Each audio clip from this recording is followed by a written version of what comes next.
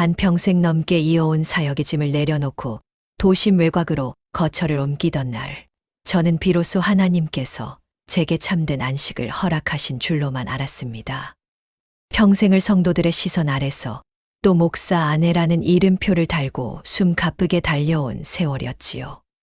이제는 누구의 눈치도 보지 않고 오직 남편과 둘이서 조용한 노후를 보내며 하나님과 더 깊이 교제할 수 있겠다는 소박한 기대에 가슴이 설레기도 했습니다. 새로 옮긴 집은 정갈하고 아늑했지만 짐 정리를 모두 마치고 찾아온 첫날 밤의 공기는 이상하리만치 차갑고 무거웠습니다. 저는 거실 한편에 앉아 남편의 뒷모습을 바라보며 우리가 그토록 원했던 은퇴 뒤의 삶이 정말 이런 적막함이었는지 스스로에게 묻곤 했습니다. 남편은 사역을 마무리한 뒤에도 여전히 원로 목사라는 품위를 유지하는 데에만 온 신경을 쏟는 듯 보였습니다. 집 안에서도 흐트러진 모습을 보이지 않으려 애썼고 예전 자료들을 정리한다는 명목으로 온종일 서재 문을 닫고 시간을 보냈지요. 저는 그런 남편을 위해 정성껏 식사를 준비하며 아내로서의 도리를 다하려 노력했지만 우리 사이를 가로막은 보이지 않는 벽은 시간이 갈수록 더욱 단단해지는 기분이었습니다. 긴 시간 동안 하나님의 일을 한다며 같은 길을 걸어왔는데 막상 단둘이 남겨진 공간에서 마주한 남편의 눈빛은 낯선 타인보다 더 멀게만 느껴져 제 마음 한구석에는 원인 모를 공허함이 차오르기 시작했습니다. 어느 날 오후 창가로 스며드는 햇살을 바라보다가 문득 지난 발자취를 복기해 보았습니다. 낯선 임지를 전전하며 성도들의 아픔을 제 아픔처럼 여기고 밤낮 없이 무릎으로 버텼던 그 숱한 날들이 주마등처럼 스쳐 지나갔지요. 이제는 그 모든 수고를 뒤로하고 평안을 누려도 될 법한데 제 영혼은 왜 이토록 갈급하고 불안한 것인지 도무지 알 수가 없었습니다. 남편은 은퇴 후에도 자신을 따르는 이들과의 교류를 끊지 않았고 여전히 지도자로서의 존재감을 확인받고 싶어 했습니다. 저는 그것이 그저 평생 사역에 몸담았던 사람의 자연스러운 아쉬움이라 여기며 애써 불안한 마음을 억눌렀지만 남편의 닫힌 서재 문을 바라볼 때마다 제 가슴 속에는 알 수 없는 서늘함이 번졌습니다. 남편의 외부 활동은 예전보다 더 잦아졌고 그럴 때마다 남편은 제 시선을 피하며 바쁜 일정이 있다는 핑계를 대곤 했습니다. 저는 애써 모르는 척하며 성경책을 펼쳤지만 글자들은 눈에 들어오지 않고 자꾸만 어긋나기 시작한 부부의 일상에 신경이 쏠리는 것을 거둘 수가 없었지요.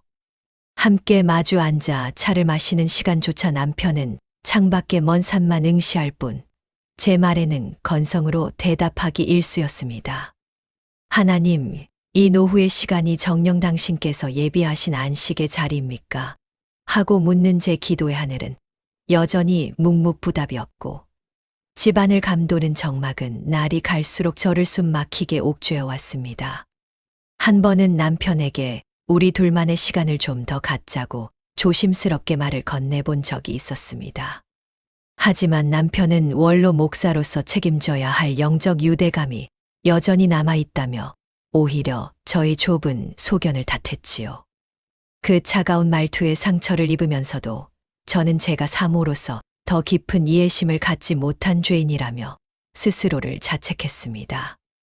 남편은 사역을 마친 뒤에도 여전히 거룩함의 그림자를 두르고 있었지만 그늘 아래 감춰진 남편의 진짜 모습이 무엇인지 저는 점점 더 알 수가 없었습니다.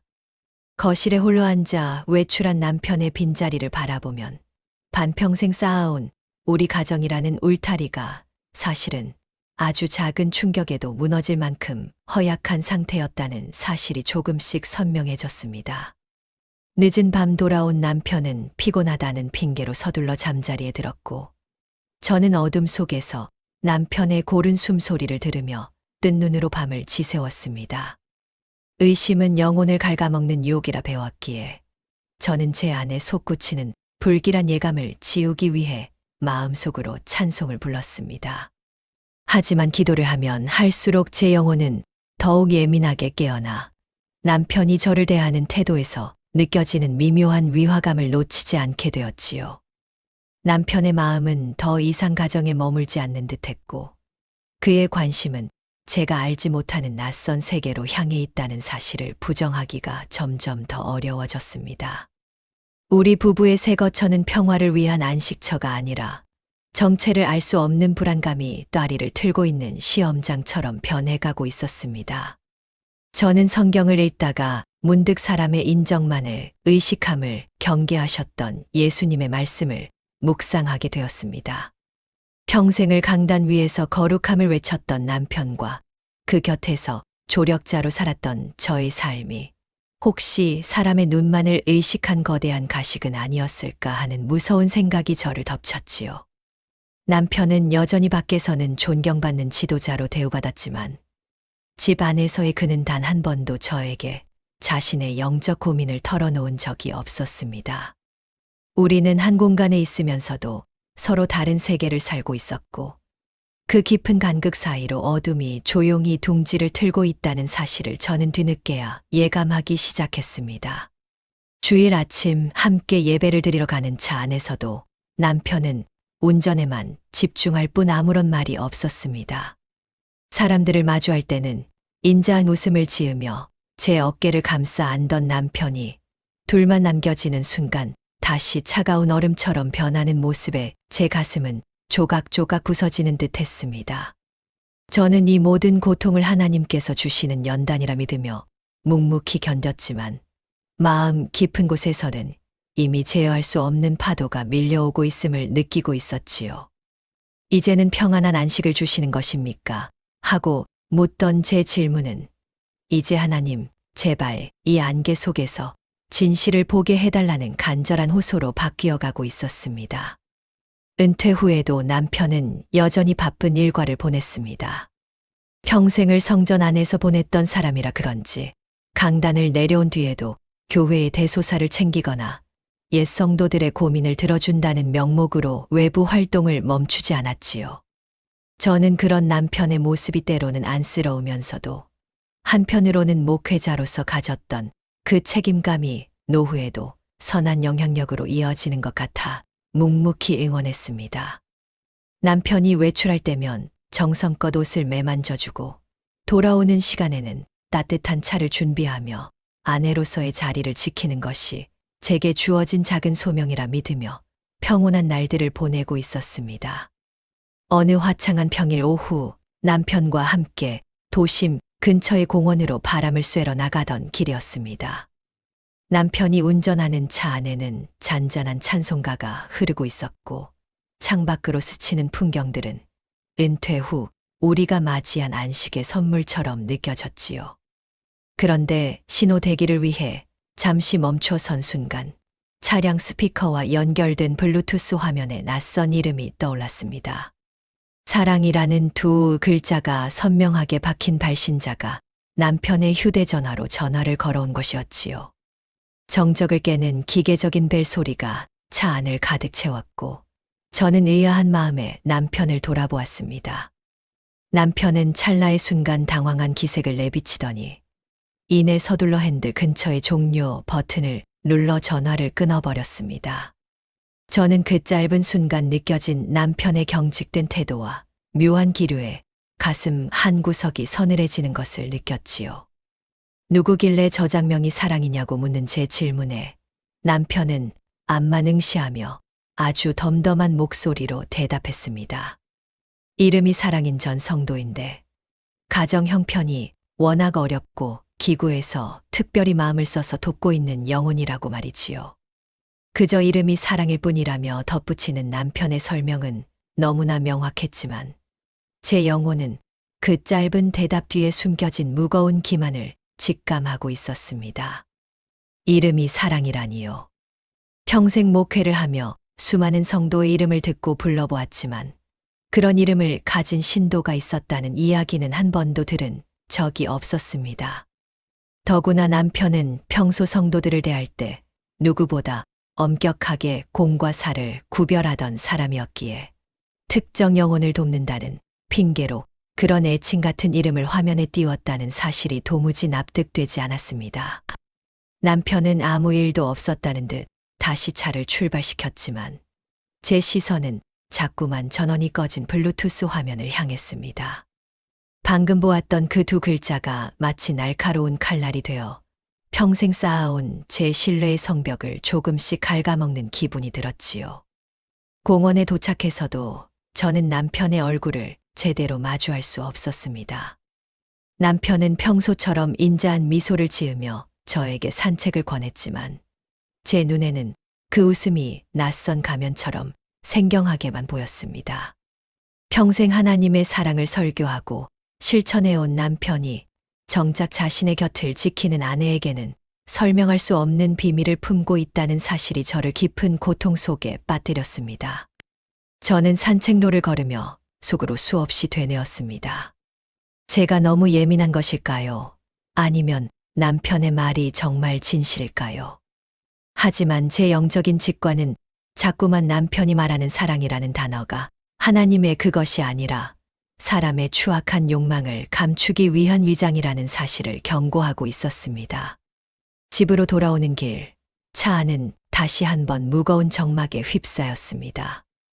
남편은 피곤하다며 일찍 서재로 들어갔고 저는 거실에 홀로 앉아 꺼진 텔레비전 화면 속에 제 얼굴을 가만히 응시했습니다. 반평생을 넘게 믿고 의지하며 살아온 동반자가 어쩌면 제가 전혀 모르는 낯선 얼굴을 숨기고 있을지도 모른다는 공포가 밀물처럼 밀려왔지요. 남편이 말한 그 사랑이라는 이름의 성도는 정말 실존하는 인물인지 아니면 남편의 비겁한 변명이 만들어낸 허상인지 알 길이 없었습니다. 저는 차마 남편의 서재 문을 두드릴 용기가 나지 않아 그저 거실 바닥에 주저앉아 입술을 깨물며 신음 같은 기도를 토해냈습니다.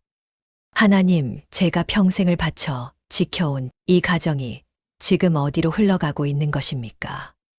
제가 지금 마주하고 있는 저 남편이라는 사람은 제가 존경하고 사랑했던 그 하나님의 종이 맞습니까? 제 안에는 남편을 향한 의심보다 평생을 바쳐온 제 삶의 근간이 흔들리는 것에 대한 두려움이 더 크게 자리 잡고 있었습니다. 남편이 건넨 그 이름이 사랑이라는 대답은 저에게 안심을 주는 것이 아니라 오히려 우리가 함께 쌓아온 거룩한 세월들을 조롱하는 것처럼 느껴졌습니다. 기계적인 블루투스 화면 너머에서 들려오던 그 벨 소리가 제 영혼의 평화를 산산조각 낸 밤, 저는 처음으로 남편의 등 너머에 있는 어둠을 보았습니다. 그 밤은 유난히도 길고 차가웠습니다. 남편이 내가 모르는 시간 동안 무엇을 하고 있을지 상상하는 것만으로도 숨이 막혔습니다. 평생을 성도들의 영혼을 위해 기도한다던 남편의 손이 혹시 제가 알지 못하는 낯선 손을 잡고 있는 것은 아닐지 생각하면 온몸이 떨려왔지요. 저는 밤새도록 잠을 청하지 못하고 하나님의 음성을 구했지만 돌아오는 것은 제 심장 소리뿐이었습니다. 사랑이라는 그 이름이 제 머릿속을 맴돌며 저를 비웃는 것 같아 저는 귀를 막고 울었습니다. 남편의 해명을 믿고 싶었던 제 마음이 얼마나 어리석었는지 깨닫는 데에는 그리 오랜 시간이 걸리지 않았습니다. 옆에서 깊이 잠든 남편의 고른 숨소리를 들으며 저는 말할 수 없는 영적 허기에 시달렸습니다. 기도를 하면 할수록 제 마음은 차갑게 식어갔고 확인되지 않은 의구심은 제 영혼을 갈기갈기 찢어놓고 있었습니다. 결국 저는 떨리는 손을 부여잡고 남편의 휴대전화를 집어들었습니다. 평생 남편의 사적인 영역을 침범해 본 적이 없던 저였기에 그 기기를 손에 쥐는 것만으로도 온몸이 떨리고 죄책감이 밀려왔습니다. 화면을 켜자 비밀번호를 묻는 창이 떴고 저는 홀린 듯 우리의 결혼기념일 내 자리를 눌렀습니다. 설마 하는 마음으로 누른 번호에 너무나 허망하게 잠금이 풀리는 순간 제 심장은 바닥으로 툭 떨어지는 기분이었습니다.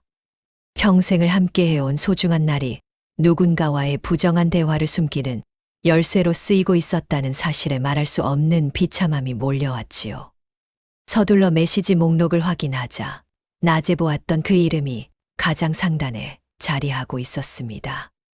남편이 이름이 사랑인 신도라고 했던 그 저장명은 알고 보니 두 사람 사이에서 은밀하게 주고받는 새빨간 거짓말 같은 애칭이었습니다. 대화창 안에는 제가 평생 들어본 적 없는 다정하고 낯간지러운 말들이 가득했습니다. 하나님의 종이라 자처하며 강단에서 거룩을 외치던 남편이 뒤에서는 한 여인을 향해 온갖 세속적인 욕망과 애정을 쏟아내고 있었던 것이지요. 사랑이라는 단어는 더 이상 하나님의 가르침이 아니라 저를 기만하고 우리 가정을 조롱하는 가장 추악한 무기가 되어 제 가슴을 찔렀습니다. 저는 떨리는 손으로 그 대화 내용들을 하나하나 제 휴대전화에 증거로 남겼습니다. 눈물이 앞을 가려 화면이 흐릿해졌지만 이 수치스러운 진실을 외면하지 않기 위해 입술을 깨물며 버텼습니다. 그것만으로는 부족하다는 생각이 들어 저는 곧장 주차장으로 내려갔습니다. 남편의 차에 올라타 블랙박스 영상을 확인하기 시작했습니다. 최근 남편이 전 성도들을 만나 상담하러 간다며 집을 비웠던 시간들을 대조해 보았습니다. 화면 속 남편의 차는 교회가 아닌 낯선 아파트 단지를 익숙하게 드나들고 있었습니다. 내연녀로 추정되는 그 여인의 집 근처를 제 집처럼 오가는 영상들을 보며 저는 차 안에서 짐승 같은 울음을 터뜨렸습니다. 반평생 가까운 세월 동안 제가 믿어온 남편의 삶이 통째로 부정당하는 순간이었습니다. 저는 밤새 모아둔 증거 사진과 영상을 식탁 위에 조용히 내려놓았습니다. 자고 나온 남편은 평소처럼 인자한 얼굴로 제게 인사를 건넸지만 그 가식적인 미소는 제 심장을 난도질했습니다. 증거를 본 남편의 얼굴이 순식간에 흙빛으로 변하며 굳어가는 것을 보며 저는 떨리는 목소리로 평생 처음 남편에게 통보했습니다. 이제는 더 이상 이 가짜 성벽 안에 갇혀 거룩을 연기하며 살고 싶지 않으니 황혼 이혼을 해달라고 말이지요. 남편이라는 우상을 무너뜨리고 하나님 앞에서 정직한 단독자로 서겠다는 제 마지막 선언이었습니다. 하지만 이어진 남편의 반응은 제 상상을 초월하는 것이었습니다. 남편은 무릎을 꿇고 용서를 빌기는커녕 오히려 식탁을 내리치며 제 요구를 단칼에 거절했습니다. 원로 목사가 이혼을 한다는 것은 가문의 수치이며 평생을 바쳐 쌓아온 자신의 명예를 무너뜨리는 일이라며 저를 위협하듯 다그쳤지요. 당신이 조금만 참으면 우리 가족 모두가 평화로울 수 있는데 왜 이렇게 이기적으로 구느냐는 남편의 말에 저는 숨이 턱 막혔습니다. 남편에게 제가 겪은 배신감과 고통은 안중에도 없었고 오직 사람들의 눈에 비치는 자신의 허울을 지키는 것만이 유일한 목적이었던 것입니다. 남편은 절대 이혼 서류에 도장을 찍어줄 수 없으며 만약 이 사실을 외부에 알릴 경우 저를 정신적으로 문제가 있는 사람으로 몰아가겠다며 비겁한 고집을 꺾지 않았습니다. 명예라는 이름의 우상 뒤에 숨어 부정을 정당화하고 저를 그 명예를 지키기 위한 박제된 장식품으로 가둬두려는 남편의 태도는 사단보다 더 잔인하게 느껴졌습니다. 저는 굳게 닫힌 현관문을 바라보며 이 집이 더 이상 안식처가 아니라 저를 서서히 말려 죽이는 감옥임을 깨달았습니다. 평생을 하나님의 일을 한다고 자부했던 남편이 정작 자신의 죄를 덮기 위해 하나님의 이름을 팔고 있다는 사실에 저는 구역질이 날 것 같은 참담함을 느꼈습니다. 그날 이후 저는 사람의 소리가 들리지 않는 깊은 침묵 속으로 들어갔습니다. 하나님, 이 허울뿐인 껍데기를 지키는 것이 진정 당신의 영광을 위한 길입니까? 사람의 명예를 지키기 위해 진실을 묻어두고 살아가는 것이 사모의 사명입니까? 제 기도는 찢긴 가슴에서 터져 나오는 피 맺힌 절규였지요. 남편은 여전히 밖에서는 존경받는 목회자로 행세하며 제 입을 막으려 들었지만 저는 비로소 깨닫기 시작했습니다. 이 고통스러운 광야는 하나님이 저를 버리신 곳이 아니라 가짜 평화의 성벽을 허물고 저를 진짜 자유의 길로 부르시는 초대장이라는 것을요. 남편의 완강한 거부라는 거대한 벽 앞에서 저는 이제 제 힘이 아닌 오직 하나님의 방법으로 이 감옥을 탈출할 준비를 시작하고 있었습니다. 남편의 완강한 거부 앞에 홀로 던져진 뒤 제가 가장 먼저 떠올린 얼굴은 큰아들이었습니다.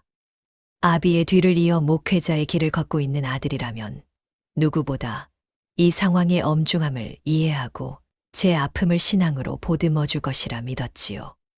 아버지가 평생 쌓아온 거룩한 허울 뒤에 숨겨진 추악한 배신을 아들에게 털어놓기까지 제 안에서는 수만 번의 망설임이 오갔습니다.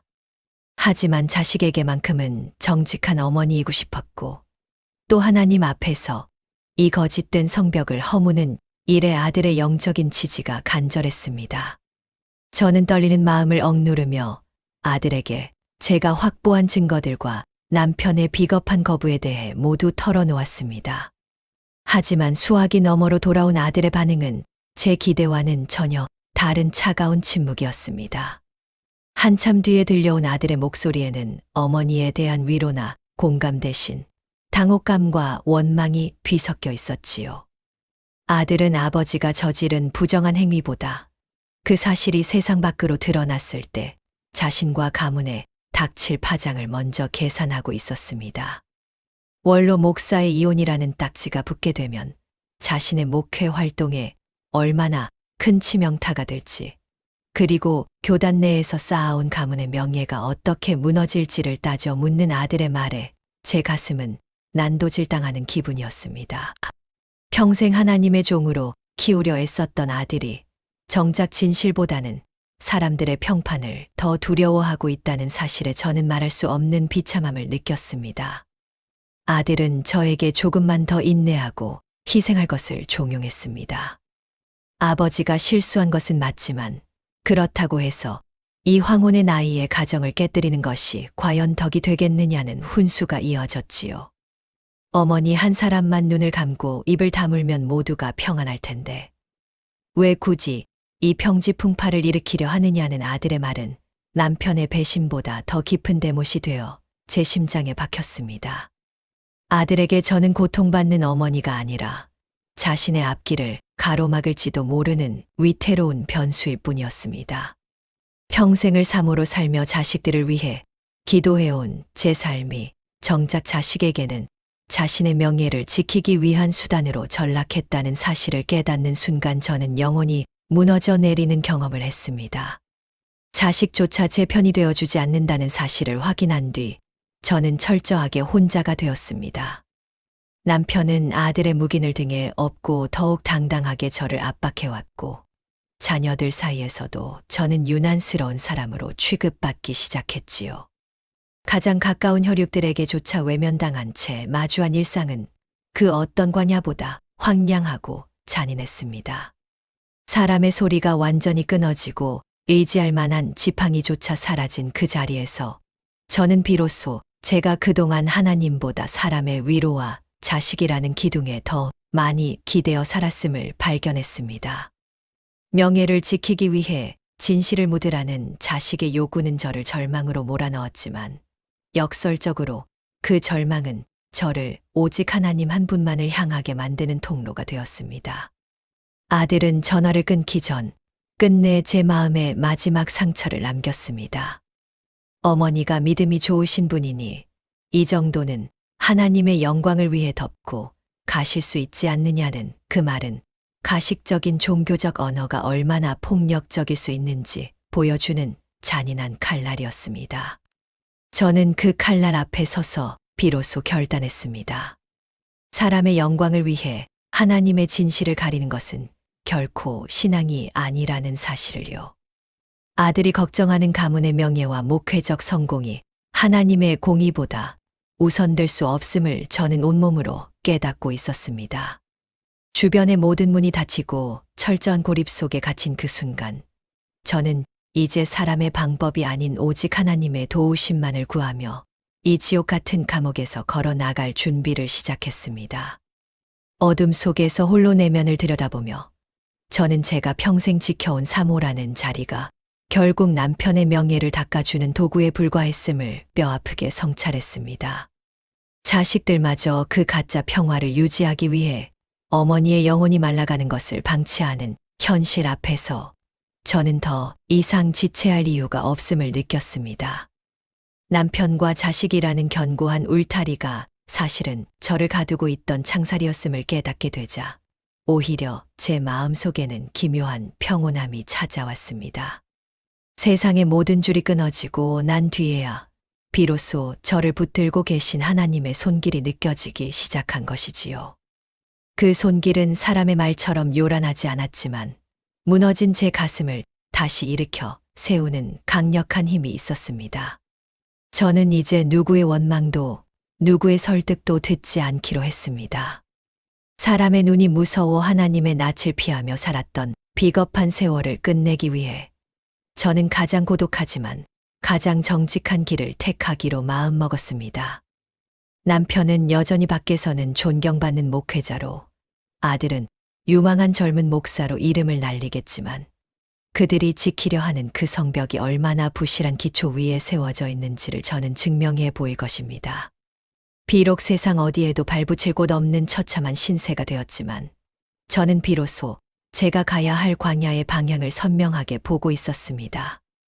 그것은 죽은 명예의 무덤에서 나와 살아있는 진실의 땅으로 걸어가는 해방의 발걸음이었습니다. 남편과 아들이 합세하여 저를 가두려 했던 그 거대한 성벽 아래서 저는 조용히 짐을 챙기기 시작했습니다. 이전처럼 누군가의 허락을 구하거나 눈치를 보는 일은 이제 제 인생에 없을 것입니다. 철저한 고립은 저에게 고통을 주었지만 동시에 그 누구에게도 구속받지 않는 영적 자유를 선물했습니다. 저는 홀로 선 이 자리에서 비로소 제 진짜 이름을 불러주시는 분을 마주하고 있었습니다. 사람의 위로가 바닥난 곳에서 시작되는 하나님의 역사가 제 삶의 다음 장을 어떻게 열어갈지 저는 이제 두려움이 아닌 담대함으로 그 부르심에 응답할 준비를 마쳤습니다. 집 안을 가득 채웠던 위선의 공기를 뒤로하고 저는 이제 아무도 가보지 않은 저만의 거룩한 탈출구를 향해 천천히 발을 내디뎠습니다. 남편과 아들이 합세하여 만든 위선의 성벽을 뒤로하고 저는 가방 하나만을 챙겨 연고도 없는 타지로 향했습니다. 원로 목사 사모라는 이름표가 저를 숨막히게 옥죄던 그 집을 벗어나자 비로소 제가 평생 얼마나 무거운 허울을 뒤집어 쓰고 살았는지 실감이 났지요. 제가 찾아간 곳은 어느 작은 교회가 운영하는 소박한 요양시설이었습니다. 그곳은 사모로서 대접받던 대형 교회와는 거리가 멀었고 누구도 저를 목회자의 아내로 알아보지 못했습니다. 저는 그저 일손이 부족해 찾아온 이름 없는 봉사자일 뿐이었고 그 낯선 익명성이 저에게는 세상이 줄 수 없는 가장 큰 해방감으로 다가왔습니다. 시설에서의 하루는 이른 새벽부터 늦은 밤까지 쉴 틈 없는 육체 노동의 연속이었습니다. 거동이 불편한 어르신들의 식사를 돕고 냄새나는 빨랫감을 씻어내며 차가운 바닥을 걸레질하는 것이 제 일상의 전부가 되었지요. 평생 정갈한 옷차림으로 강단 옆자리를 지키던 제 손은 어느새 독한 세제와 물기에 불어 터져 거칠어지기 시작했습니다. 하지만 이상하게도 육체의 고단함이 깊어질수록 제 영혼은 그 어느 때보다 투명해지는 기분이었습니다. 남편의 배신과 자식의 외면으로 갈기갈기 찢겼던 마음이 가장 낮은 곳에서 타인의 고통을 돌보는 동안 아주 조금씩 아물어가고 있었던 것입니다. 저는 그곳에서 허드레시를 하며 지난 세월 제가 쌓아온 신앙의 실체를 뼈아프게 마주했습니다. 저는 그동안 남편을 잘 내조하고 자식들을 건실하게 키워내는 것이 하나님의 뜻이라 믿었지만 사실 그것은 사람들에게 보여주기 위한 거대한 껍데기였음을 깨달았지요. 사모라는 직분이 주는 권위와 안정감에 취해 정작 하나님 앞에서 단독자로 서야 하는 제 영혼의 벌거벗은 모습은 철저히 외면하며 살아온 셈이었습니다. 화려한 예배당 안에서 드렸던 수많은 예배보다 이름도 모르는 어르신의 대소변을 받아내며 땀을 흘리는 이 순간이 제게는 훨씬 더 정직한 제사처럼 느껴졌습니다. 남편은 제가 행방을 감춘 뒤에도 끊임없이 연락을 취해오며 저를 회유하고 협박했습니다. 집안 망신 그만 시키고 당장 돌아오라는 남편의 메시지는 이제 저에게 아무런 영향력도 발휘하지 못하는 공허한 울림에 불과했습니다. 아들 역시 교회의 얼굴과 자신의 앞길을 거론하며 저의 무책임함을 탓했지만 저는 그들의 목소리가 들리지 않는 이 낮은 자리가 하나님이 제게 예비하신 진짜 도피처임을 확신했지요. 사람의 인정을 갈구하던 목마름이 사라진 자리에는 오직 저라는 사람 자체를 바라보시는 하나님의 시선만이 오롯이 남게 되었습니다. 누군가의 아내나 어머니라는 수식어를 걷어내고 나니 비로소 제가 평생 잊고 살았던 제 진짜 영혼의 무게가 느껴지기 시작했습니다. 시설 부엌에서 산더미처럼 쌓인 그릇들을 닦으며 저는 제 인생의 얼룩진 부분들을 하나하나 씻어내는 기분을 느꼈습니다. 남편의 외도가 준 상처는 여전히 가슴 깊은 곳에 남아 있었지만 그 상처보다 더 큰 아픔은 제가 평생 가짜 평화를 지키기 위해 진실을 외면해왔다는 사실이었습니다. 이곳에서 만난 소외된 이들은 저에게 목사의 사모가 누구인지 묻지 않았고 오직 제가 건네는 따뜻한 밥 한 술과 진심 어린 손길에 감사했습니다. 그들의 맑은 눈망울을 마주하며 저는 비로소 깨달았습니다. 하나님이 계시는 곳은 높고 화려한 당단이 아니라 상처 입고 소외된 이들의 눈물 자국 위라는 사실요. 사람의 손길이 닿지 않는 이 고립된 공간에서 저는 역설적이게도 가장 깊은 평안을 맛보았습니다. 누구의 눈치도 보지 않고 헌 옷을 입은 채 바닥을 기어 다니는 동안 제 안에 겹겹이 쌓여있던 가식의 허물이 허물어져 내렸습니다. 평생을 남편의 그림자로 살며 제 목소리를 잃어버렸던 제가 비로소 제 발로 땅을 딛고 서서 하나님과 대화하는 법을 배워가기 시작한 것이지요. 이곳에서의 생활은 화려하지 않았고 오히려 비루함에 가까웠지만 그 비루함 속에서 저는 제 영혼의 진짜 민낯을 발견하며 말할 수 없는 영적 전율을 느꼈습니다. 하루의 일과가 끝나고 모두가 잠든 뒤 저는 좁은 숙소에 앉아 제 거친 손을 가만히 내려다보았습니다. 남편의 배신이 가져온 폭풍은 제 삶을 송두리째 무너뜨렸지만 하나님은 그 폐허 위에서 저만을 위한 새로운 성소를 짓고 계셨습니다. 사람의 명예라는 우상을 부수고 나니 비로소 보이기 시작한 진리의 길은 세상이 말하는 성공이나 안락함과는 전혀 다른 방향을 가리키고 있었지요. 저는 이제 더 이상 과거의 이름으로 돌아갈 수 없음을, 그리고 돌아가서도 안 된다는 사실을 온몸으로 받아들이고 있었습니다. 이 이름 없는 봉사자의 삶이 저를 어디로 인도할지 알 수 없었지만 한 가지 분명한 것은 제가 비로소 진짜 신앙의 길목에 들어섰다는 확신이었습니다. 저는 다음 날 일찍 시설 뒷산에 올랐습니다. 불어오는 바람 사이로 들려오는 산새들의 소리가 마치 제 새로운 인생을 축복하는 노래처럼 들렸습니다. 남편과 아들이 지키려 했던 그 위선의 성벽은 여전히 견고해 보일지 모르나 제 안에서 이미 그 성벽은 먼지처럼 사라진 지 오래였습니다. 저는 이제 사람의 목소리가 들리지 않는 이 침묵의 자리에서 제 영혼의 밑바닥을 더 깊이 파헤쳐 볼 결심을 굳혔습니다. 그곳에서 제가 마주하게 될 진실이 아무리 아프고 참담할지라도 저는 이제 도망치지 않고 오직 하나님 한 분 앞에서 제 모든 것을 쏟아낼 준비를 하고 있었습니다. 고된 일과를 마치고 돌아온 숙소는 차가운 공기만이 저를 반겨주었습니다. 요양시설에서 어르신들을 돌보며 흘린 땀이 식어갈 무렵 제 안에서는 설명할 수 없는 근원적인 슬픔이 파도처럼 밀려왔지요. 남편의 외도가 준 충격이나 자식들의 외면보다 저를 더 괴롭힌 것은 평생 사모라는 화려한 껍데기 뒤에 숨어 하나님보다 사람의 눈치를 더 살피며 살아온 제 위선적인 신앙이었습니다. 저는 그동안 하나님을 섬긴 것이 아니라 목사 아내라는 평판과 가짜 평화라는 우상을 섬겨왔음을 뼈저리게 느꼈습니다. 저는 더 이상 버틸 힘이 없어 차가운 방 바닥에 그대로 엎드려 제 영혼의 밑바닥을 쏟아내기 시작했습니다. 그동안 사모라는 직분 때문에 참아뱉지 못했던 날 것의 언어들이 통곡이 되어 터져 나왔습니다. 저는 세련된 기도문이 아닌 짐승 같은 울음 섞인 비명으로 하나님께 물었습니다. 하나님, 저는 평생 당신의 종을 내조하며 당신을 위해 살았다고 자부했는데 왜 제 인생은 이토록 처참한 폐허가 되었습니까? 남편의 거짓을 묵인하고 자식들의 앞길을 위해 제 영혼을 죽이며 살아온 세월이 정녕 당신이 원하신 거룩이었습니까? 목이 쉬고 가슴이 타들어갈 때까지 저는 바닥을 긁으며 울부짖었습니다. 사람이 만든 성벽 안에서 박제된 장식품으로 살았던 지난날의 위선이 한꺼풀씩 벗겨져 나갈 때마다 제 안에서는 형언할 수 없는 참담함과 회개가 교차했습니다.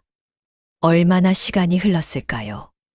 통곡이 잦아들고 온몸에 진이 빠져 손가락 하나 까딱할 수 없는 침묵이 찾아왔을 때였습니다. 차가운 바닥에 뺨을 댄 채 엎드려 있던 제 영혼을 향해 사람의 목소리가 아닌 압도적인 평온함이 저를 덮어왔습니다. 그것은 비난도 훈계도 아니었습니다. 평생 누군가의 아내로, 누군가의 어머니로만 불리며 자신의 이름을 잃어버렸던 저를 향한 창조주 하나님의 명확하고도 풍성한 대답이었습니다. 사람의 명예를 지키느라 내 영혼이 피 흘릴 때 나는 너의 곁에서 함께 울고 있었노라. 이제 너는 사람의 손으로 지은 가짜 성전을 나와 내가 너를 위해 예비한 진리의 땅으로 걸어오너라. 그 응답은 제 영혼의 모든 의문을 단번에 잠재우는 생명의 강물 같았습니다. 너는 더 이상 누군가의 그림자가 아니요. 오직 나만이 너의 주권자이며 너의 위로자다. 사람의 박수가 없어도 세상이 너를 외면해도 내가 너를 안다. 내가 이름 없는 곳에서 땀 흘리며 닦아낸 그 낮은 자리가 바로 내가 거하는 거룩한 성소였음을 잊지 말아라.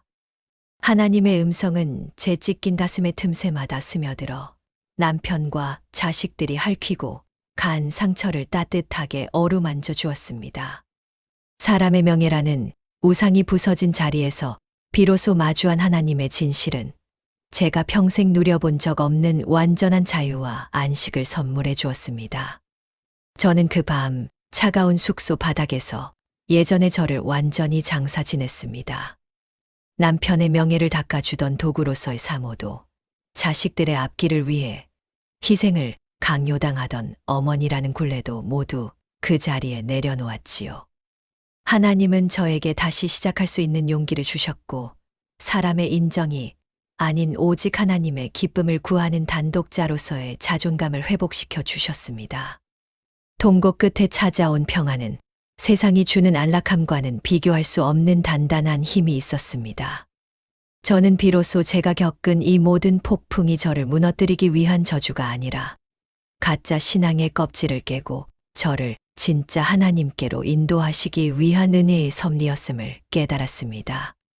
몸은 여전히 고단하고 환경은 비루했지만 제 영혼은 그 어느 때보다 찬란한 빛 속에 거하고 있었습니다. 하나님은 저에게 이제는 사람의 얼굴을 피하지 말고 당당하게 당신이 주신 진실의 길을 걸어가라고 격려하셨습니다. 비록 세상 어디에도 제 편이 되어주는 사람은 없었지만 우주를 창조하신 분이 저를 안다고 하시는 그 한마디면 충분했습니다. 저는 이제 더 이상 남편의 협박이나 아들의 원망에 휘둘리지 않을 것입니다. 하나님께서 제 영혼의 진짜 이름을 불러주셨기에 저는 이제 그 이름을 지키기 위해서라도 거짓된 평화의 성벽으로 다시는 돌아가지 않기로 굳게 마음먹었습니다. 새벽녘 숙소의 작은 창으로 스며드는 공기는 전날보다 훨씬 맑고 신선했습니다. 저는 자리에서 일어나 흐트러진 매무새를 가다듬으며 비로소 거울 속의 저를 똑바로 마주 보았습니다. 눈가는 붓고 초라한 모습이었지만 그 눈빛만큼은 평생 느껴보지 못한 담대함으로 빛나고 있었습니다. 하나님께서 주신 응답은 저에게 단순한 위로를 넘어 앞으로 제가 마주해야 할 험난한 진실의 싸움을 버텨낼 강력한 무기가 되었습니다. 저는 이제 하나님의 도우심을 확신하며 남편이 그토록 지키려 했던 그 위선의 가면을 벗겨내고 진정한 자유를 선포할 준비를 마쳤습니다. 숙소 문을 열고 밖으로 나서는 제 발걸음은 이전과는 전혀 다른 무게감을 지니고 있었습니다. 어제까지는 도망치듯 찾아온 피난처였지만 오늘부터 이곳은 제가 하나님의 사람으로 새롭게 태어난 영광의 자리가 되었습니다. 저는 이제 제 인생의 다음 장이 어떻게 펼쳐질지 두렵지 않았습니다. 저를 아신다는 하나님의 그 음성이 제 심장 박동 속에 살아 숨쉬고 있었기 때문입니다. 이름 없는 봉사자로 불리는 이 낮은 곳에서 시작된 제 두 번째 인생은 이제 사람의 영광이 아닌 오직 하나님의 공의와 진실만을 담아내는 거룩한 간증이 될 것임을 확신하며 저는 힘차게 아침 햇살 속으로 걸어 들어갔습니다. 집으로 돌아온 저를 마주한 남편의 태도는 예상과는 전혀 달랐습니다. 불그락푸르락 화를 내며 당장 무릎이라도 꿇리려 들 줄 알았는데 남편은 오히려 온화한 미소를 지으며 저를 식탁으로 이끌었지요. 평소에는 거들떠보지도 않던 찻잔을 손수 꺼내 차를 따르는 남편의 손길은 지나치게 정중해서 오히려 낯설게만 느껴졌습니다. 남편은 그동안 제가 겪은 마음고생을 다 안다는 듯 나이가 들면 누구나 한 번쯤 겪는 방황일 뿐이라며 저를 다독이려 했습니다. 그러면서 은퇴 후에 우리가 누릴 수 있는 막대한 연금과 그동안 모아둔 재산의 목록을 하나씩 읊기 시작했지요. 남편이 제시한 조건들은 제가 평생 만져보지도 못한 큰 금액이었습니다. 이혼하지 않고 사모라는 자리를 지키기만 한다면 이 모든 경제적인 보상을 제 명의로 돌려주겠다는 달콤한 제안이었지요. 남편은 이제부터 서로의 사생활에는 전혀 간섭하지 말자고 했습니다. 밖에서는 여전히 존경받는 원로 목사와 헌신적인 사모로 살아가되 집안에서는 각자의 삶을 존중하며 편안한 노후를 보내자는 것이었지요. 이 나이에 이혼해서 찬바람을 맞으며 살 필요가 뭐가 있겠느냐는 남편의 말은 차분했지만 그 속에는 제 영혼의 가장 약한 부분을 파고드는 날카로운 계산이 깔려 있었습니다. 저는 남편이 건네는 그 따뜻한 찻잔을 손에 쥐고 한참을 멍하니 앉아 있었습니다. 솔직히 말씀드리면 그 순간 제 마음이 아주 흔들리지 않았던 것은 아니었습니다. 평생을 교회와 가정을 위해 헌신하며 살았는데 이제 와서 아무것도 가진 것 없이 광야로 나가는 것이 맞는지 의문이 들었지요. 남편의 말대로 대외적인 평판만 지켜주면 저는 죽을 때까지 경제적인 결핍 없이 안락한 삶을 보장받을 수 있었습니다. 자식들에게도 이혼한 부모라는 오점을 남기지 않을 수 있고 저를 사모로 떠받들던 성도들에게도 상처를 주지 않을 수 있다는 생각에 잠시 마음이 기우는 것을 느꼈습니다. 사단은 가장 거룩한 명분을 앞세워 저를 회유하고 있었습니다. 이 정도면 하나님도 이해하시지 않겠느냐는 속삭임이 제 머릿속을 맴돌았지요. 굳이 모든 진실을 밝혀서 남편을 매장하고 가정을 파탄내는 것이 하나님의 영광을 가리는 일은 아닐까 하는 생각도 들었습니다. 남편은 제 침묵을 긍정의 신호로 여겼는지 한층 더 부드러운 목소리로 저를 설득했습니다. 자식들의 앞길과 교회의 위신을 생각해서라도 어른답게 처신하라는 남편의 말은 마치 저를 위하는 진심 어린 충고처럼 들리기도 했습니다. 하지만 그 온화한 가면 뒤로 언뜻 비치는 남편의 비겁한 눈빛을 본 순간 저는 제 영혼이 심하게 요동치는 것을 느꼈습니다. 남편이 제안하는 그 안락함은 결국 제 입에 재갈을 물리고 영원히 거짓의 감옥에 가두려는 올무였습니다. 경제적인 보상과 쇼윈도의 평화는 제 영혼의 정직함을 팔아사는 비싼 대가일 뿐이었지요.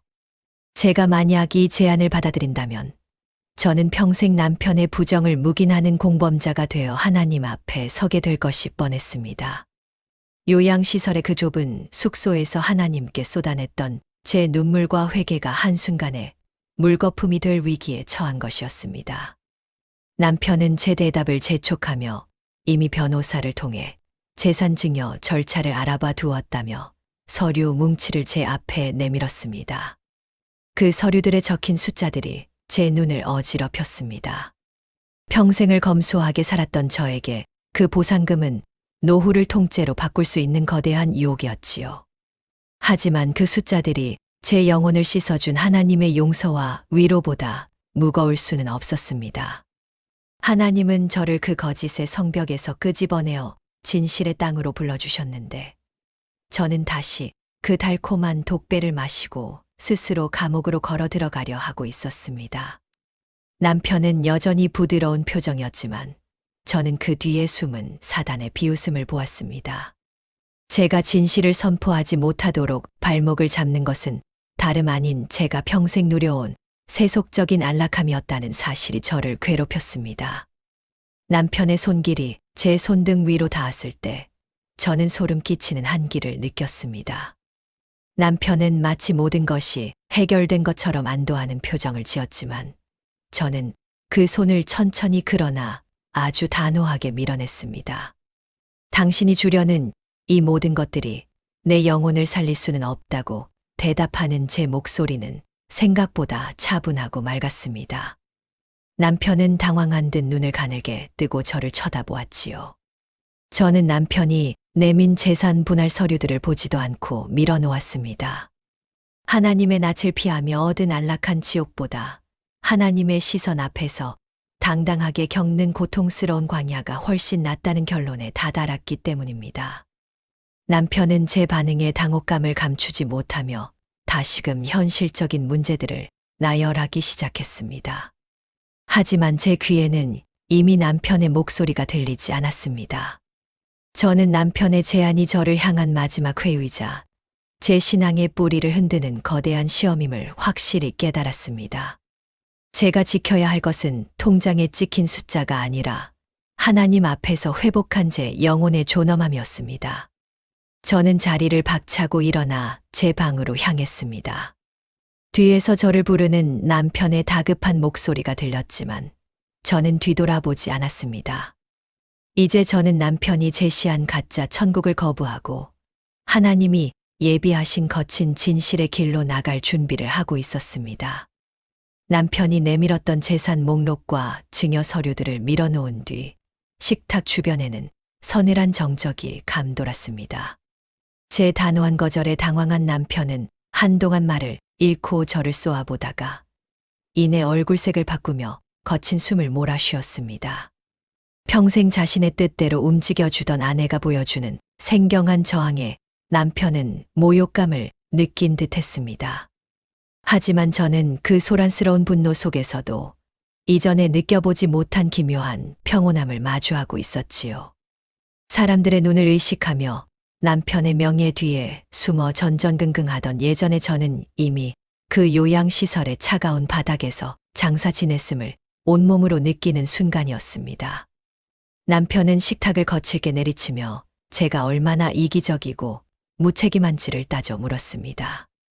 당신 한 사람의 자존심 때문에 자식들의 앞길과 교회가 쌓아온 수십 년의 공든 탑을 무너뜨릴 셈이냐며 저를 몰아세웠지요.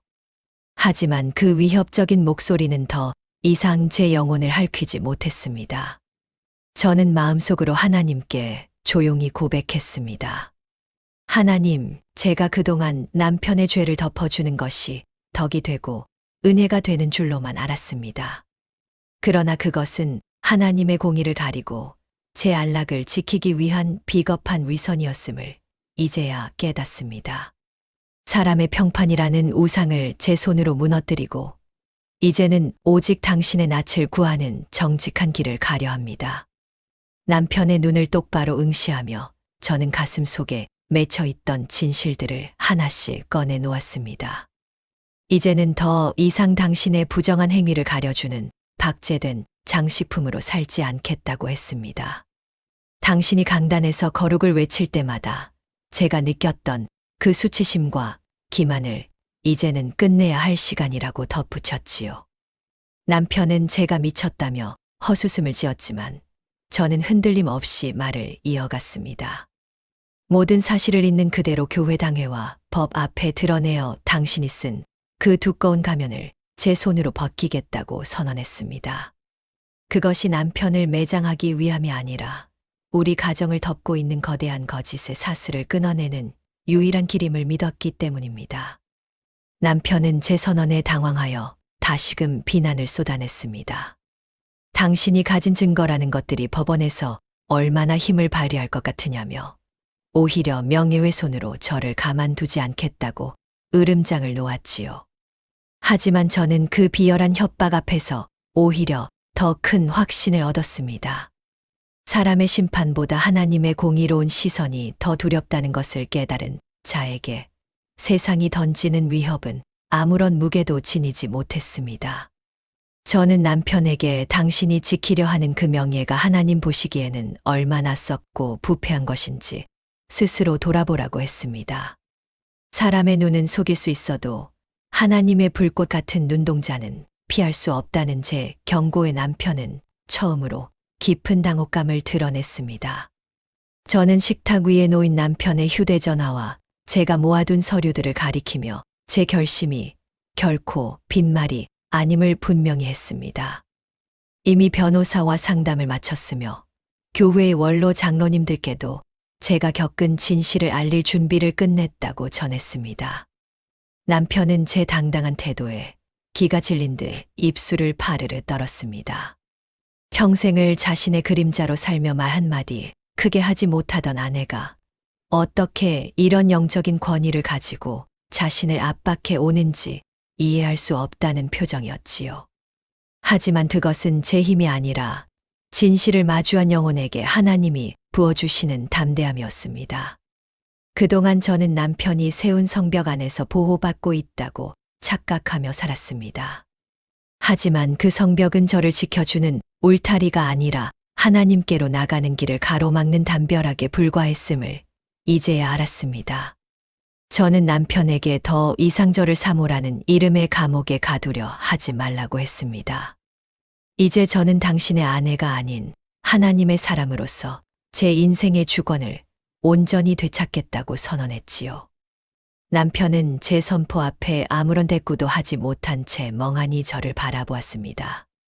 수십 년간 이어져 온 침묵과 인내의 시간이 끝나고 비로소 거룩한 단절의 역사가 시작되는 순간이었습니다. 저는 그 자리에서 일어나 제 앞날을 위해 필요한 서류들을 하나씩 정리하기 시작했습니다. 남편은 여전히 식탁에 앉아 허망한 표정으로 허공을 응시하고 있었지만 저는 더 이상 그의 표정을 살피지 않았습니다. 사람의 위로와 인정을 갈구하던 목마름이 사라진 자리에는 오직 하나님이 주시는 단단한 평안만이 가득했습니다.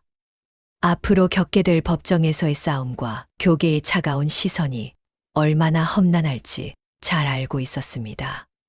하지만 진리를 위해 홀로 서는 이 길이 하나님께서 제게 주신 가장 고귀한 사명임을 알기에 제 마음에는 두려움보다 담대함이 앞섰습니다. 식탁을 떠나며 저는 마지막으로 남편에게 정직해질 기회를 주었습니다. 지금이라도 하나님 앞에 무릎을 꿇고 자신의 죄를 자백하라고 말이지요. 남편은 끝내 고개를 돌리며 제 제안을 거절했지만 저는 제 할 일을 다 했다는 홀가분함으로 그 자리를 갈무리했습니다. 이제부터 펼쳐질 시간은 누군가에게 의지하는 삶이 아닌 오직 하나님의 도우심만을 구하며 광야를 걷는 고독한 여정이 될 것입니다. 그러나 저는 비로소 제가 진짜 신앙의 길 위에 서 있음을 확신하며 제 인생의 두 번째 출발을 알리는 독립적인 행보를 구체화하기 시작했습니다. 위선의 가면을 벗겨내고 진실의 빛으로 나아가는 이 걸음은 이제 그 누구도 멈출 수 없는 거룩한 행진이 되어 제 삶을 자유케 할 것입니다. 법적 절차를 시작하며 마주한 현실은 예상보다 더 차갑고 혹독했습니다. 평생을 몸담았던 교회 공동체는 진실을 규명하기보다는 조용히 덮기를 원했고 저를 향해 등을 돌린 사람들의 시선은 비수처럼 꽂혔지요. 남편은 제가 법원에 제출한 서류들을 무력화하기 위해 인맥을 동원해 저를 정신적으로 불안정한 사람으로 몰아세우기도 했습니다. 하지만 이상하게도 세상의 모든 문이 닫히는 것 같은 그 철저한 고립 속에서 제 영혼은 그 어느 때보다 명료하고 단단해지는 것을 느꼈습니다. 하나님과 독대하며 얻은 평안은 외부의 풍랑에 쉽게 흔들리는 연약한 것이 아니었기에 저는 꿋꿋하게 홀로 서류를 준비하며 진실의 길을 묵묵히 걸어갔습니다. 남편의 그림자에서 벗어나 제 이름으로 법적인 서류를 작성하고 발급받는 과정은 제게 묘한 해방감을 주었습니다. 수십 년 동안 누군가의 부속품처럼 살아왔던 제가 비로소 사회적으로나 영적으로 독립된 주체임을 확인하는 신성한 의식과도 같았지요. 사람의 위로가 끊긴 자리에서 저는 오히려 매 순간 제 곁을 지키시는 하나님의 세밀한 도우심을 경험했습니다. 변호사를 만나고 복잡한 절차를 밟는 고단함 속에서도 저는 제가 올바른 방향으로 나아가고 있다는 확신에 찬 기쁨을 느꼈습니다. 가짜 평화를 위해 진실을 묻어두었던 비겁한 세월을 씻어내는 이 과정은 하나님이 제게 주신 가장 큰 치유의 시간이었습니다. 그러던 중 저의 가장 큰 아픔이었던 큰아들에게서 연락이 왔습니다. 아버지의 명예와 자신의 목회 앞날을 위해 저를 만류했던 아들은 그동안 남편이 저를 압박하며 보여준 위선적인 태도들을 곁에서 지켜보며 깊은 고뇌에 빠져 있었지요. 아들은 강단에 서서 거룩을 외치셨던 아버지가 뒤에서는 어머니를 비정하게 밀어내는 이중적인 모습에 큰 충격을 받았다고 했습니다. 결국 아들은 늦은 저녁 저를 찾아와 무릎을 꿇고 눈물을 흘리며 용서를 구했습니다. 어머니의 고통보다 자신의 안위를 먼저 생각했던 비겁함을 회개한다는 아들의 고백은 남편에게 받은 상처를 단번에 녹여주는 하나님의 크신 위로였습니다. 아들은 더 이상 저를 말리지 않았습니다. 오히려 자신이 아들이기 이전에 하나님 앞에서 진실을 말해야 하는 목회자임을 깨달았다며 이제는 제가 진행하는 법적 절차와 신앙적 독립의 가장 든든한 조력자가 되겠다고 약속했지요. 평생 남편의 편에 서서 저를 외롭게 했던 자식이 이제 제 손을 잡고 함께 진실의 편에 서준다는 사실만으로도 저는 그동안의 모든 수고를 보상받는 기분이었습니다. 자식들의 변화는 제가 기대하지 않았던 놀라운 은혜였고 가짜 성벽이 무너진 자리에 비로소 진실한 가족의 연대가 시작되는 기적 같은 순간이었습니다. 자식들의 지지를 얻게 되자 법적 절차는 더욱 가속도가 붙기 시작했습니다. 남편은 아들마저 제 편으로 돌아선 것을 확인하고는 큰 충격에 빠진 듯 했지요. 아들은 아버지를 향해 이제는 그 무거운 가면을 내려놓고 하나님 앞에 정직해지라고 눈물로 호소했습니다. 저는 그 과정을 지켜보며 가짜 성벽이 허물어지는 것은 파멸이 아니라 진정한 해방임을 다시 한번 확신했습니다. 남편의 이름에 가려져 보이지 않던 제 진짜 정체성이 선명하게 드러날수록 제 마음속에 남아있던 일말의 두려움과 원망조차 안개처럼 사라졌습니다. 저는 이제 누구의 아내도 아닌 하나님의 딸로서 제 인생의 새로운 지도를 그려 나가기 시작했습니다. 이전에는 집안 가득 흐르던 위선의 공기가 저를 질식시킬 것 같았지만 이제는 홀로 차를 마시는 그 고요한 시간조차 거룩한 은총으로 다가왔습니다. 남편의 간섭 없이 제 신념에 따라 하루를 계획하고 사람의 눈치를 보지 않고 오직 하나님의 시선 안에서 자유를 만끽하는 삶은 제가 평생 꿈꿔온 진짜 천국이었습니다. 법원과 교회를 오가며 마주하는 차가운 시선들조차 이제는 저를 위축시키지 못했습니다. 진실은 스스로를 증명하는 힘이 있다는 것을 알기에 저는 비난하는 사람들을 향해 분노하기보다 오히려 그들이 갇혀있는 가짜 평화의 굴레가 가련하게 느껴지기까지 했습니다. 이제 저는 남편의 그림자가 아닌 저라는 사람의 온전한 이름으로 세상에 제 발걸음을 내디뎠습니다. 사회적으로나 경제적으로는 이전보다 훨씬 소박하고 궁핍해졌을지 모르지만 제 영혼만큼은 그 어느 때보다 부유하고 찬란한 빛으로 가득 찼습니다. 가짜 성벽의 해방감은 제가 겪은 모든 환난을 넉넉히 이길 수 있게 해주었고 자식들과 함께 걷는 이 진실의 길은 제 평생의 가장 큰 긍지가 되었습니다. 저는 이제 과거의 비참함을 뒤로하고 오직 하나님이 허락하신 자유함 속에서 제 인생의 마지막 사명을 완수하기 위한 차분한 준비를 이어갔습니다. 남편과의 법적 분리는 단순한 관계의 단절이 아니었습니다. 그것은 하나님과 저 사이에 끼어 있던 모든 불순물을 걷어내는 영적 정화의 과정이었습니다. 저는 이제 홀로 걷는 이 길이 외롭지 않음을 압니다. 제 곁에는 저를 지지해주는 자녀들이 있고 무엇보다 저의 진짜 이름을 불러주시고 동행하시는 하나님이 계시기 때문입니다. 저는 매일 아침 창밖을 내다보며 오늘 제가 마주할 진실에 감사하고 하나님께서 이 자유의 길을 통해 저를 어디로 인도하실지 기대하는 마음으로 하루를 시작합니다. 억눌렸던 세월의 보상을 사람에게서 구하지 않고 하나님께 받는 이 평온함이야말로 제 인생의 가장 아름다운 열매임을 확신하며 저는 오늘도 담담하게 제 자리를 지켜나갑니다. 남편과의 모든 법적 절차를 마무리하고 수십 년간 제 삶을 짓눌렀던 사모라는 이름의 거창한 굴레를 내려놓은 뒤 제가 가장 먼저 한 일은 저만의 소박한 거처를 마련하는 것이었습니다. 화려한 가구들도 남편의 명예를 과시하던 수많은 장식품도 없는 작고 낮은 방이었지만 그곳은 제 인생에서 처음으로 누구의 눈치도 보지 않고 제 온전한 숨을 쉴 수 있는 자유의 공간이었지요. 이삿짐을 정리하며 저는 남편의 옷가지나 물건들을 챙기지 않아도 된다는 사실이 생경하면서도 말할 수 없는 해방감으로 다가왔습니다.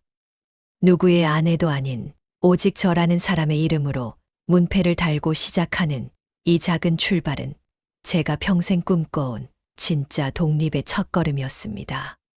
짐 정리를 마치고 정갈하게 닦인 방바닥에 홀로 앉으니 창밖으로 저무는 노을이 방 안 가득 스며들었습니다. 저는 그 자리에서 조용히 무릎을 꿇고 제 인생의 새로운 장을 여는 첫 번째 기도를 하나님께 올렸지요. 그동안 큰 예배당 강단 옆자리에 앉아 남편의 설교에 맞춰 억지로 쥐어짜던 기도가 아니라 제 영혼의 밑바닥에서 길어올린 정직한 눈물과 감사가 제단이 되어 흐르기 시작했습니다. 세련된 찬양이나 웅장한 오르간 소리는 없었지만 고요한 방 안을 채우는 제 낮은 숨소리가 그 어떤 예배보다도 거룩하고 진실하게 느껴졌습니다. 저는 더 이상 목회자 남편을 통하지 않고도 하나님과 1대1로 대면하며 제 영혼을 스스로 가꾸어가는 주체적인 신앙의 기쁨에 흠뻑 젖어들었습니다. 남편의 외도와 그로 인한 대신은 제 삶을 송두리째 무너뜨린 지옥 같은 시간이었지만 이제와 돌아보니 그 고통조차 저를 살리시기 위한 하나님의 세밀한 안배였음을 깨닫습니다. 만약 그 폭풍이 불어오지 않았다면 저는 평생 가짜 평화라는 감옥 안에서 사모라는 박제된 인형으로 살다가 영혼이 말라 죽었을지도 모릅니다. 하나님은 저를 그 견고한 위선의 성벽 밖으로 끄집어내기 위해 가장 아픈 상처를 허락하셨고 그 폐허 위에서 비로소 살아있는 당신의 얼굴을 마주하게 하셨지요. 남편의 부정함은 제 인생의 가장 큰 비극이었으나 역설적이게도 그것은 저를 얽매던 모든 사슬을 끊어내고 진짜 신앙의 땅으로 저를 내모신 하나님의 강렬한 사랑의 손길이었습니다. 저는 그동안 제 신앙이 남편의 영성에 기대어 자라난 기생초 같았음을 고백합니다. 남편이 설교하면 저는 아멘으로 화답하고 남편이 기도하면 저는 그 뒤를 따르는 것이 사모의 숙명인 줄로만 알았지요. 하지만 홀로 된 이 방에서 매일 아침 성경을 펴고 하나님과 독대하는 시간을 통해 저는 제 영혼의 근육을 스스로 단련하는 법을 배워가고 있습니다. 타인의 박수나 사람의 평판에 흔들리지 않고 오직 하나님의 시선 앞에서 저만의 영성을 일궈나가는 이 과정은 고독하지만 더할 나위 없이 숭고한 여정이었습니다. 누군가의 조연이 아닌 제 인생의 주관자이신 하나님과 함께 써 내려가는 이 새로운 역사는 제 삶을 그 어느 때보다 찬란하게 빛내주고 있었습니다. 고난의 광야는 저를 파멸시키기 위한 함정이 아니라 오히려 가짜 평안의 잠에서 저를 깨워 하나님의 실체를 마주하게 한 거룩한 부름이었습니다. 사람들은 제가 모든 것을 잃었다고 말할지 모르지만 저는 오히려 인생의 가장 소중한 보물인 영적 자유와 정직함을 얻었습니다. 남편의 외도로 인한 처참한 상처는 이제 제 가슴 속에서 하나님만이 채울 수 있는 깊은 우물이 되었고, 그곳에서 길어올린 생명수는 저를 다시 살게 하는 유일한 힘이 되었습니다. 저는 이제 누구를 원망하거나 과거를 후회하지 않습니다. 이 모든 과정이 저를 단독자로 세우시기 위한 하나님의 위대한 연출이었음을 고백하며 저는 저만의 광야, 제단 앞에 매일 기쁨으로 나아갑니다. 저와 같은 아픔을 겪고 계신 분들에게 감히 말씀드리고 싶습니다. 인생의 기둥이 무너지고 믿었던 사람이 배신하는 그 순간이 실은 하나님께서 여러분의 인생에 직접 개입하시는 가장 강력한 은혜의 때라는 사실을요. 타인의 영성에 기대어 겨우 숨을 쉬던 삶을 끝내고 스스로 하나님을 만나는 거룩한 고독의 자리를 사모하시기 바랍니다. 그곳에서 만나는 하나님은 상처 입은 우리를 고치실 뿐만 아니라 우리를 그 누구에게도 구속받지 않는 자유로운 주체로 다시 빚어내실 것입니다. 저는 이제 제 작은 거처에서 드리는 이 소박한 일상의 예배를 통해 하나님이 주시는 참된 평강을 누리며 매일의 삶을 향기로운 제물로 올려드리려 합니다. 거울 속에 비친 제 모습은 이제 더 이상 화려한 목사 사모가 아닙니다. 주름진 눈가와 거친 손을 가진 평범한 한 여인이지만 그 눈빛만큼은 진리를 마주한 자의 당당함으로 가득 차 있습니다. 저는 매일 아침 창문을 열고 들어오는 신선한 공기를 마시며 오늘도 저를 정직한 길로 인도하실 하나님께 감사를 드립니다. 남편과 함께했던 세월보다 하나님과 홀로 대면하는 이 짧은 시간들이 제게는 훨씬 더 밀도 높고 값진 인생의 진수로 다가옵니다.